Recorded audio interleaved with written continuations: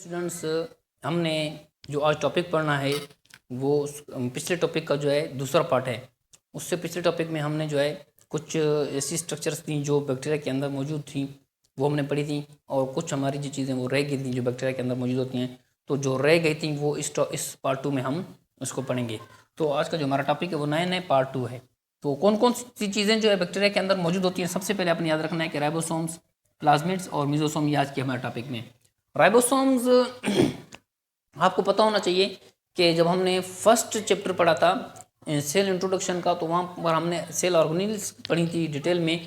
तो वहाँ पर भी मैंने आपको स्टडी करवाया है कि राइबोसोम्स एक्चुअली जो है यूकैरियोटिक सेल में कहाँ पर होते हैं।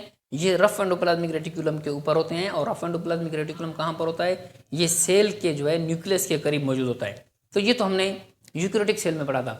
लेकिन आपको पता होना चाहिए कि राइबोसोम ऐसी स्ट्रक्चर है यूकैरियोट्स के साथ साथ जो है ये प्रोकैरियोटिक सेल में भी मौजूद होती है। तो प्रोकैरियोटिक सेल में ये हम कौन सा प्रोकैरियोट पढ़ रहे हैं, बैक्टीरिया की स्ट्रक्चर पढ़ रहे हैं। तो इसका मतलब है कि बैक्टीरिया के अंदर भी ये मौजूद हैं। तो चंद चीज़ें हम पढ़ेंगे, डिटेल हमने इसकी फर्स्ट चैप्टर में पढ़ी हुई है। तो composed of RNA and protein, सबसे पहले आपने याद रखना है कि राइबोसोम जो है वो आरएनए और प्रोटीन की जो कंपोजिशन से हुआ है। आरएनए और प्रोटीन ने मिलकर ही जो है इसको राइबोसोम को कंपोज किया है, पहली बात। दूसरी बात, सम में भी loosely attached with plasma membrane.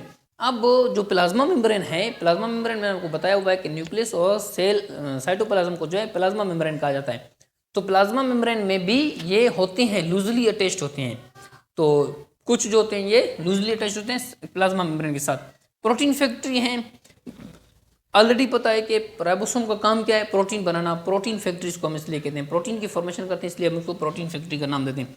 अच्छा, अगर हम हेल्दी सेल की बात करें तो हेल्दी सेल में इसकी तादाद जो है थाउजेंड्स ऑफ राइबोसोम्स हो सकते हैं। तो इसका मतलब है कि thousands of ribosomes are present in healthy cells and growing cells. जो ग्रोइंग सेल होता है, जो ग्रो कर रहा होता है या फिर हेल्दी होता है, वो डैमेज अगर ना हो तो वहाँ पर हज़ारों की तादाद में इसकी तादाद हो सकती है, क्वांटिटी हो सकती है, सिमिलर देन यूकैरियोटिक राइबोसोम्स। अब जैसे कि आपको पता है कि यूकैरियोटिक सेल में भी राइबोसोम है, प्रोकैरियोटिक में भी मौजूद है।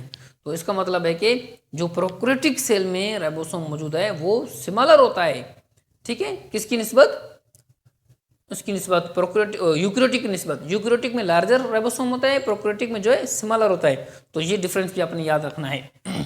इसके बाद प्लाज्मिड है। प्लाज्मिड की अगर हम बात करें तो ये डबल स्ट्रैंड डीएनए मॉलिक्यूल है। अब पिछला टॉपिक जब मैंने आपको क्रोमेटिन बताया था वहाँ पर, तो क्रोमोसोम तो मौजूद है, क्रोमेटिन बॉडी जो है वो मौजूद है बैक्टीरिया की बॉडी के अंदर। अब साथ साथ क्रोमेटिन के साथ साथ जो है बैक्टीरिया में एक अलग चीज़ भी होती है, राउंड होता है ये स्ट्रक्चर में, जिसको हम प्लाज्मिड कह रहे होते हैं। ये भी असल में जो है डीएनए का मॉलिक्यूल है, डबल स्ट्रैंड डीएनए है। तो डीएनए का डबल स्ट्रैंड जो होता है वो प्लाज्मिड जिसको हम कह रहे हैं, ये भी मौजूद होता है बैक्टीरिया में क्रोमोसोम के साथ साथ, ठीक है। क्रोमोसोम भी तो होता है लेकिन क्रोमोसोम के साथ अलावा जो इसके प्लाज्मिड भी होता है। और प्लाज्मिड क्या है, डबल स्ट्रैंड डीएनए मॉलिक्यूल है। सम बैक्टीरिया है प्लाज्मिड, तो कुछ बैक्टीरिया में ये मौजूद होता है। इसकी अगर हम कैरेक्टरिस्टिक्स की बात करें तो ये सेल्फ रेप्लिकेशन ऑर्गेनेल है। सेल्फ रेप्लिकेशन का क्या मतलब है कि ये खुद से जो है रेप्लिकेशन में हेल्प देगा। तो बैक्टीरिया में जो रेप्लिकेशन होती है वो खुद से हो रही होती है और वो प्लाज्मिड करवा रहा होता है। तो ये आपने याद रखना है।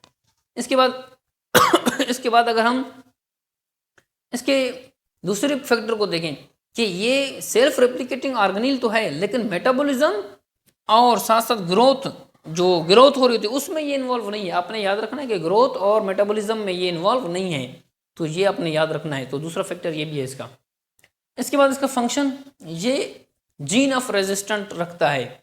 इसमें जीन ऑफ रेजिस्टेंट होता है, मतलब कि ये ऐसी कैरेक्टरिस्टिक रखता है कि इसमें जो है अल्लाह ताला ने ये एबिलिटी दी है कि ये डिजीज़ को रोकने में हेल्पफुल है। इसके साथ साथ ड्रग्स, अगर ड्रग्स अप्लाई हो रहे हैं तो ड्रग्स के असर को भी ये मुतासर कर सकता है, ड्रग्स को भी यूजलेस बना सकता है। तो ड्रग्स रेजिस्टेंट है, ये आपने याद रखना है। तीसरी चीज़ जो आपने हैवी मेटल्स को भी रेजिस्ट करता है। अगर मेटल्स हैं कोई, तो अगर वो आ जाएँ, अप्लाई हो जाएँ बैक्टीरिया की बॉडी में या फिर किसी वजह से भी उसके करीब आ जाएँ, तो उनको भी, उनके असर को भी रेजिस्ट करता है। साथ साथ अगर ऐसे बैक्टीरिया, अगर ऐसे इंसेक्ट्स हैं जो टॉक्सिन हैं, टॉक्सिन मटेरियल रखते हैं, तो उनके उस टॉक्सिसिटी को भी ये कंट्रोल करते हैं, रेजिस्ट कर सकते हैं। तो ये इसकी जो है फंक्शन है। इसके बाद मेसोसोम एक आखिरी स्ट्रक्चर है जो हमने इस टॉपिक में पढ़नी है। तो मीजोसोम की डेफिनेशन से पहले मैं आपको अगर इसकी स्ट्रक्चर के बारे में बताऊं तो मीजोसोम इस तरह से स्ट्रक्चर होती है, आप देखें कि इस तरह से इन्वेजिनेट कर गया है, ये एक स्ट्रक्चर है इस तरह से, ठीक है। अगर ये स्ट्रक्चर जो है इस तरह से अंदर की तरफ इन्वेजिनेट कर जाए तो इस स्ट्रक्चर को जो है, इस इन्वेजिनेशन को जो है हम क्या कहते हैं, इसको हम नाम देते हैं मीजोसोम का। इस तरह से इस इन्वेजिनेशन को हम क्या नाम देंगे, इसको जो हम मीजोसोम का नाम देते हैं। तो सेल मेम्ब्रेन, जब इस तरह से सेल मेम्ब्रेन इन्वेजिनेट कर जाए इनटू साइटोप्लाज्म, साइटोप्लाज्म के अंदर, तो इस स्ट्रक्चर को हम क्या कहते हैं, to form structure called mesosome, इसको हम मीजोसोम का नाम देते हैं। अच्छा, इसका फंक्शन क्या है, इसका फंक्शन डीएनए रेप्लिकेशन है, ये डीएनए रेप्लिकेशन में हेल्पफुल है, ये डीएनए की रेप्लिकेशन करवाने में अहम किरदार अदा करता है। नंबर 1, सेल डिवीजन भी करवा रहा होता है, सेल डिवीजन भी इसकी मदद से, मीजोसोम की मदद से बैक्टीरिया में हो रही होती है, तो दूसरा काम इसका ये। तीसरा, export of extra cellular enzymes. अब देखो सेल के बाहर बहुत सारे एंजाइम्स होते हैं, इन एंजाइम्स को सेल के अंदर ले जाने में हेल्पफुल है ये मीजोसोम। इन्हीं मीजोसोम्स के थ्रू जो है जो एक्स्ट्रा सेलुलर एंजाइम्स होते हैं वो सेल के अंदर ले जाते हैं, ये जो मीजोसोम लेकर जाता है। इसके साथ साथ रेस्पिरेटरी एंजाइम्स, बहुत सारे एंजाइम्स ऐसे भी होते हैं जिनको हम रेस्पिरेटरी एंजाइम्स कहते हैं, तो ये रेस्पिरेटरी एंजाइम्स को भी अंदर ले जाती हैं। तो ये इसके जो हैं ओवरऑल फंक्शन है। तो ये आज हमने जो पढ़ा ये बकिया जाता जो बैक्टीरियल सेल के अंदर मौजूद होता है, तो इससे पिछली सारी चीज़ें हमने पढ़ ली हैं। उम्मीद है कि आज का लेक्चर आपको समझ में आ गया होगा। अगर आपको ये लेक्चर समझ में आ गया तो काइंडली मेरे चैनल को लाइक करें, सब्सक्राइब करें और बेल आइकन पर क्लिक करें। शुक्रिया।